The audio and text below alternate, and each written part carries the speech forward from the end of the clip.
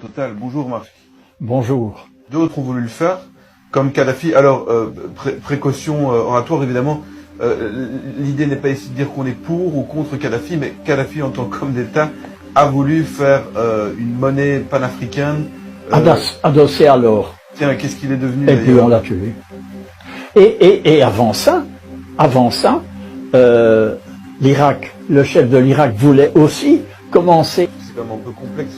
Quand elle n'est pas étalonnée sur une valeur matérielle comme l'or, ça indique que la planche à billets des banques centrales peut tourner tant qu'elle veut, c'est ça, il faut quand même l'expliquer pour ceux qui...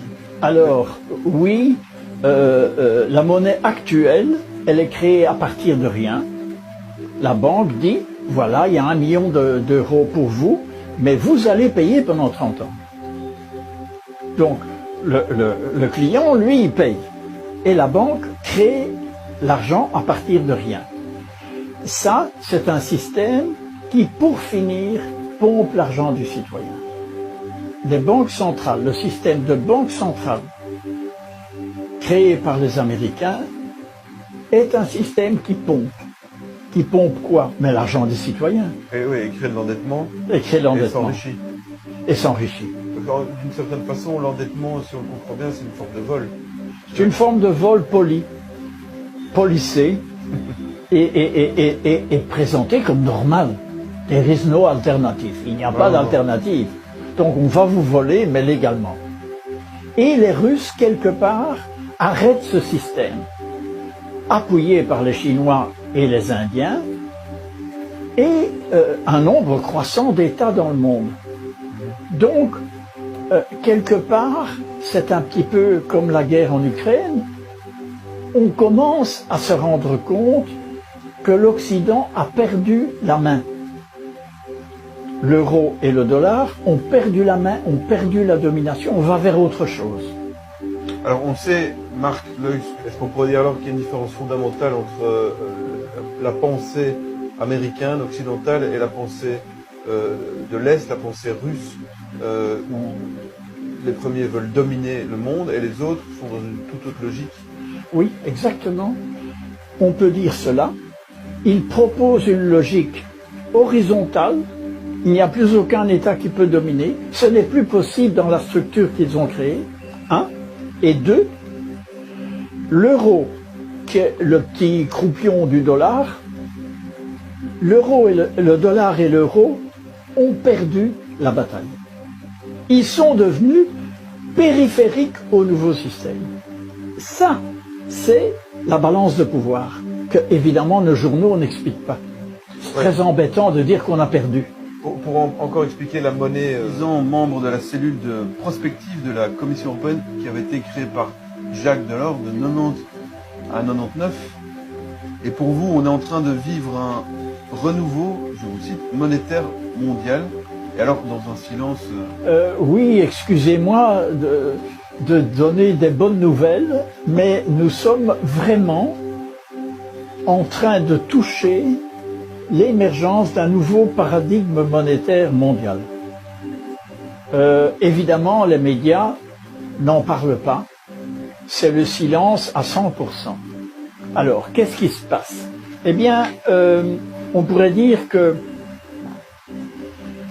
le gouvernement russe s'est uni au gouvernement chinois et indien. Je ne dis pas que j'aime bien le gouvernement chinois, ni que j'aime bien le gouvernement russe, ni indien. C'est bien de le préciser parce qu'actuellement, il faut... Bon, par exemple, le gouvernement indien, ce sont des fondamentalistes hindous. Je déteste tous les fondamentalismes. Bon, mais en politique, ce que j'ai appris, c'est que c'est parfois tes ennemis politiques qui réalisent ce que toi, tu n'as pas pu réaliser. Et donc, il faut rester cool en politique. You never know. On ne sait jamais qui va faire quoi.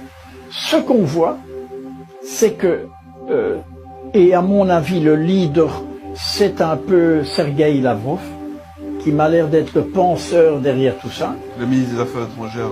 Ministre des Affaires étrangères de Russie. Et il dit ceci, bon, nous confirmons un projet qui date de 5 ans, parce qu'il y a 5 ans, les Chinois avaient déjà annoncé la dédollarisation et la désaméricanisation du système monétaire mondial. mais ils ont mis du temps à se mettre en route. Donc, une monnaie, c'est un symbole.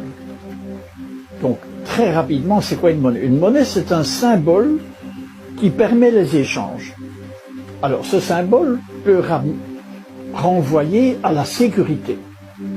Ça, c'est par exemple une monnaie reliée à l'or, comme le dollar, entre Bretton Woods, 1948, je crois, ou 47, et 1971, au moment où les Américains, Nixon, ont dit « There is no gold », il n'y a plus d'or. Alors on est passé d'une monnaie qui renvoyait à une notion de sécurité à une monnaie qui renvoie à une notion de domination. Kissinger, avec son génie à lui, a imposé le pétrodollar, c'est-à-dire tout le monde, dans le monde entier, est obligé d'acheter le pétrole en dollars. Et ceux qui ne le font pas sont tués. Ce qui a permis la domination américaine sur le réseau. Exactement.